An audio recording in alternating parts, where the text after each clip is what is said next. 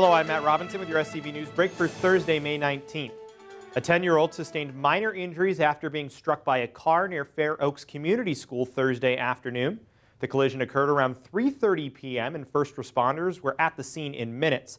The 10-year-old was transported to Henry Mayo Newhall Hospital. There's no word yet on what exactly caused the car to hit the child. Well, a controversial measure that aims to add funding for facilities at College of the Canyons is headed to the June 7th ballot. SCV TV reporter Jessica Boyer sat down with COC President Diane Van Hook to talk about what makes this measure so important for the college.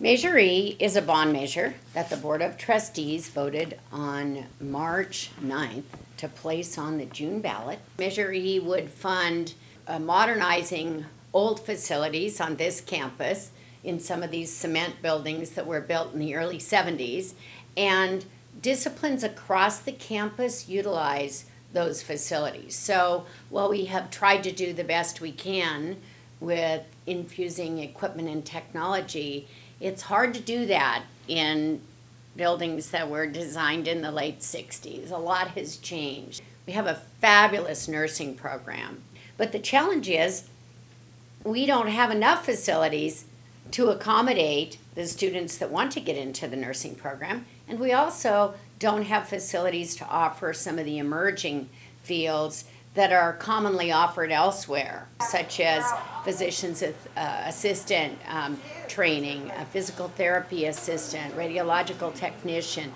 We're doing so much with our business community. We're doing so much in the area of biomedical, biotech, instrumentation, manufacturing, fabrication, and those fields have not only in some cases recently emerged, but in others changed. I mean, welding isn't the old acetylene torch welding anymore. We're doing laser welding and orbital welding, and we need to be able to expand that.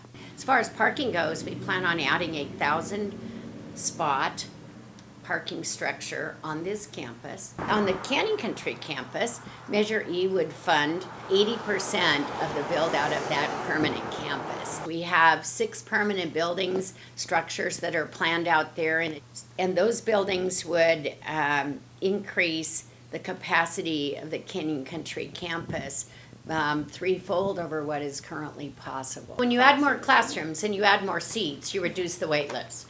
Education is kind of like the gas in the engine that not only drives the vitality and health of our economy, but it also is the foundation for creating opportunity for people to make their life the way that they want to make it, to find that good fit between what they really like to do and the jobs that need to be done, as well as then preparing themselves for additional opportunities that we don't have. We're going to take a quick break, but when we come back, get a sneak peek at the 2016 high school football season, plus what you need to know about the Hart District's new plan for downsizing class sizes. Stay tuned.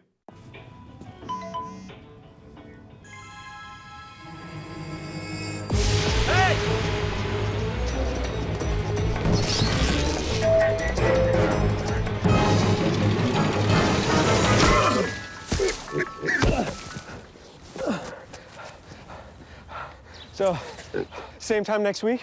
Well, of course. Put away a few bucks, feel like $1 million. For free tips to help you save, go to Feed the Pig. When I was diagnosed with breast cancer, Circle of Hope was there to help me with the doctor bills, with the medication costs, with the emotional support I needed to help me through it all. Circle of Hope supported me through my fight. with gracious hearts and complete gratitude. As Santa Clarita's only nonprofit breast cancer organization, Circle of Hope provides financial, emotional, and educational assistance to breast cancer patients who live, work, or receive treatment here in Santa Clarita Valley. 100% of your financial contribution will stay right here in the SCV. With your support, Circle of Hope is making a difference today for a brighter future tomorrow.